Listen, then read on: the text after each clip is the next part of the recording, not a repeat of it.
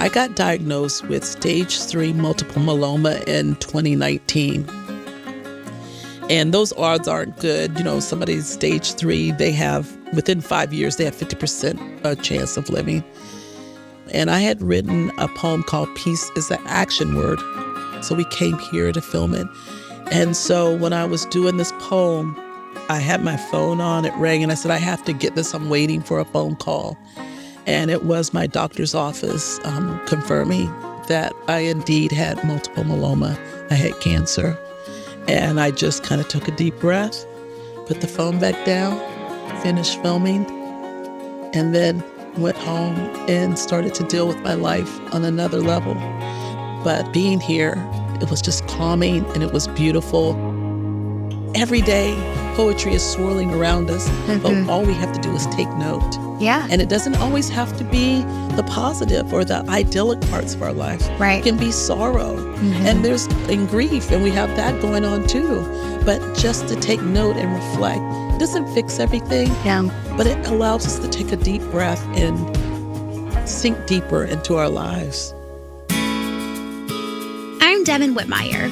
People from South Carolina, like myself, are proud of their state and everything it has to offer. But even we don't know every nook and cranny. So we're traveling to the most charming places in the Palmetto State. Some of them you know, and some of them even we have never heard of. From Discover South Carolina, it's the Palmetto Porch. This episode, we're in Paris Mountain State Park, just a stone's throw from Greenville. Ms. Glenis, I am so excited to have you here with me today. Thank you for joining us on the show. Thank you for the invitation, Devyn. I am so happy to be here. When did you write your first poem?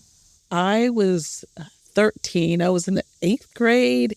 Miss Sargent at Woodmont Junior High School asked us, it was a class assignment that we had to write for 15 minutes every day. And at the time, even though I was a voracious reader, I wasn't really sure about the writing thing. I kind of moaned and groaned. I was a loud person even then. And I don't know, something magical happened from that assignment. I started writing and writing to myself, writing to the world, and I never stopped. The assignment is way over, and I still am completing the assignment for Miss Sargent, who is Mrs. Allen now. She's retired, but I'm still writing. Yeah. What, if you can recall, was that poem about? Well, there was some conditions in the home I wasn't happy with, maybe chores or something that I had to do that I didn't want to fulfill. I felt like I was being put upon to do too much, so I thought I was going to run away from home. So the poem was called Running, and I was also a track star. So the poem was Running. It's about me running. And then I just realized it was raining. I had no food while I was running. And then I realized I had nowhere else to go. Like my mother said, if you can find a better home, find it. And 3 blocks down the road, I just turned around and came back. Yeah. So it was me. It was an act of me standing up and standing out and realizing you better go home. Yeah. I got as far as packing the bag and down the street. But it's one of my parents' favorite stories to tell is me writing the note and asking how to spell, I hope you know I am running away. Yes. To my mom. You tell me how to spell it. What really influenced you when you first started writing poetry? Well, I think even as a 13-year-old, I knew I had some things to say, and I knew that I was a very internal person, even though I'm an extrovert. There are things that I needed to work out with the world. And this was the first time I was asking myself, what do you think about the world? And I had things that were probably more serious in the home that made me reflect and think about, everything is not, there are some things that are dysfunctional. What do you think about those dysfunctional things? And I'm sure that led me on to get a degree in psychology and go down the counseling path, because I was always thinking on a deep level. I was always thinking internally. And I also wanted to, very hokey at 13, how can I make the world a better place? And so all of that was going on in my writing. And that is really what started me to think, I have something to do here. And it was so interesting that my classmates took me seriously. I wrote poems, these praise poems for my friends. They would stand in line and they would tell me their favorite color, who they had a crush on, their birth date. And I would go in and write these poems for them and give them to them. And then my church, Bethlehem Baptist Church, my family church at the time, when someone died, they called my parents' house and talked to a 13-year-old. And I gave me all the demographics of the person, and I would write the poem, the eulogy poem, for the elegiac poem for that person. So I was taken very seriously as a young person. Incredible. How did your education have an impact on how you express yourself through your art? I love school. I was a big nerd. There was no book I wouldn't read. So I was a good student. I was an honor roll student. And then I decided, but I was the first person in my family to go to college, or not go to college, to finish college. Someone's before. So I was first generation college student, and I went to Erskine College. So when I got there, I studied psychology, and that was the thing. Like I said, I was still trying to figure out the world. And then from there, I got engaged. We got married. We went to Lubbock, Texas Tech University.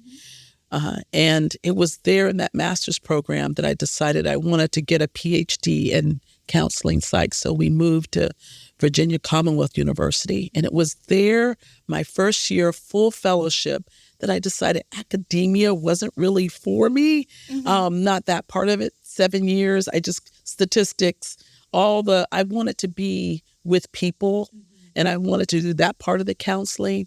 But all of those years of education, because I was a professional student. I just went from one thing to the other, but did not know the real world. And I told my major advisor, Dr. Strong, that I don't think I want to get my PhD. And he's like, well, what is it that you want to do? And this small voice came out and it said, poetry. Yeah. And that was the first time I ever claimed that I remember that 13-year-old self, my 13-year-old self knew, and it was telling me that poetry was the road. I love that. So you are the poet laureate for Greenville. Yes. What does that mean for people who maybe don't know? Well, poet laureate just means a person who's on a mission to take poetry to the masses. And this is my 30th year doing this as a teaching artist and a poet, but I was honored to take the position for Greenville as a poet laureate in 2022. So in a strange way, it brought me back home. I mean, I moved back to Greenville 12 years ago from Asheville. We raised our children in Asheville. And I was traveling nationally, working with the Kennedy Center, working for the National Student Poets, and traveling, having a full touring career across the country, across the world. But when I moved back here, and especially when I became poet laureate, I was poet in resident at the Peace Center before, but then also poet laureate of Greenville, it allowed me to work in my own community on a regular basis. And that has been phenomenal because it's full circle. Yeah. The place where I started writing is a place now that I can come back and influence others, students and adults, young people and adults, to write poetry as well, tell their story. I felt like it was historical, because I can still see the young Glenis writing in her journal for the first time. And then Greenville has never had a poet laureate before. So to be the first poet laureate felt monumental. It felt weighted in the best of ways, but it also felt like I could open doors for people, especially in communities who people aren't poets, but I encourage them and empower them to write their story, because I believe that everybody has a story to tell. I would love for you to tell us about your relationship with nature. We are sitting here in Paris Mountain State Park, and there's a reason for that. You and your grandson have something really special going with South Carolina State Parks. Can you talk to us about that? We do. And my grandson, he is 9. His name is Julian. And I've got 3 grandkids.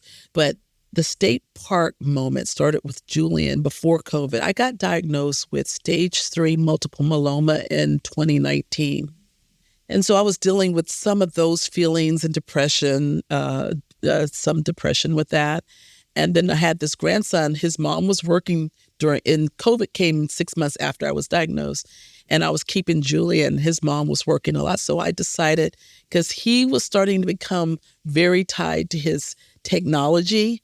And I said, you know what? Let's go out. And I remembered what nature did to me. I thought it might do the same for him and myself. Mm-hmm. So the very first park we came to was Paris Mountain.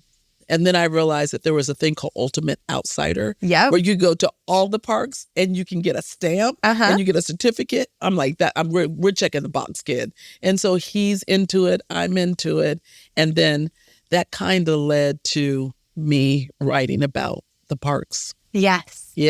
So you have this book that you have written. Yes. And you told us a little bit about it. I want to hear a little bit more, and also ask if you would be willing to read a little something for our listeners. Oh, I would love to, Devyn. It's called The Song of Everything, because I think there's so much music in nature. This is a poem written directly to Julian. It's called Dear Grandson. Dear grandson, always remember to go outside, look up, catch the light, no matter the color of the sky. Remember to let the gift of the day pour into you. Julian, always strive for the light and know you are the light, and that your light makes me lighter. You make the whole world brighter. You make me smile more often and laugh heartier. When I look at life to your eyes, I see possibilities. You help the world turn around. We are a circle of endings and beginnings. Between the both of us, life-giving trees. I hand you gold, you give me green, with your small hand in mine. Together we hear what the leaves whisper in conversation with the wind. Julian, please know our getaways are not leavings, but arrivals. A chance to look into the still pond of ourselves. A necessary remembering. I take you here for you to find that nature is necessary as breath. Prescription I write for you. From my heart to yours, I will always draw you a map of how to retreat, how to take to the wild as often as possible, to read the lessons written on each and every leaf. Upon each ripple of the lake, in every bird call, and in every trail of ants, there, if you look, you will be able to read how life flows. Julian, I want you to know every wonder belongs to you, though some will say otherwise. Go anyhow. Your passage has already been paid. Be an ultimate outsider wherever you go. It's up to you to forge on. Remember, it's the destination and the journey. Remember our rain prayers. Remember, even when I have turned to nothing but air and am carried away by a strong gale, know I will be there with you, out in the green and gold meadows, in the gloaming. My hand will be in yours, and I will be singing as everything sings to you. Grandson, listen with your whole self, and with your whole self, sing back. Oh gosh, that was really good. Thank you.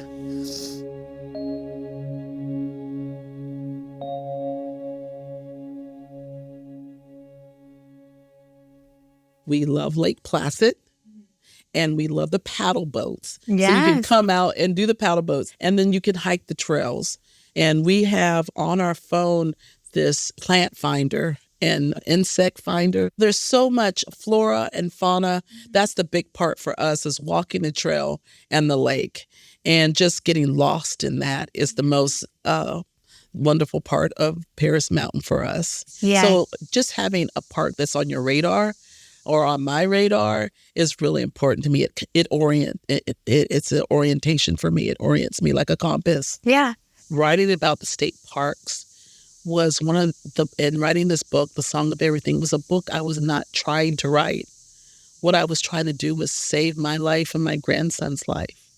And it's so beautiful that poetry always does that, and nature always does it. It comes back with more than what I had expected. So it's not about a product. It's not about a book. It's about living and meeting other people and connecting.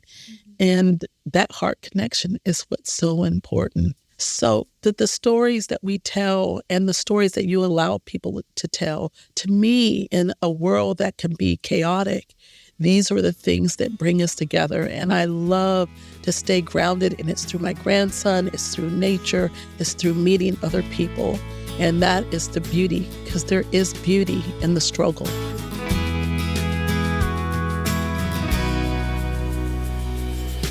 To learn more about this and all the towns we're featuring on the show, visit scpalmettoporch.com. The Palmetto Porch is produced by Discover South Carolina in partnership with Pod People. Special thanks to our production team at Pod People, Lauren Luco, Ben Sauls, Lauren Sauls, Grace Pina, and Kim Wong.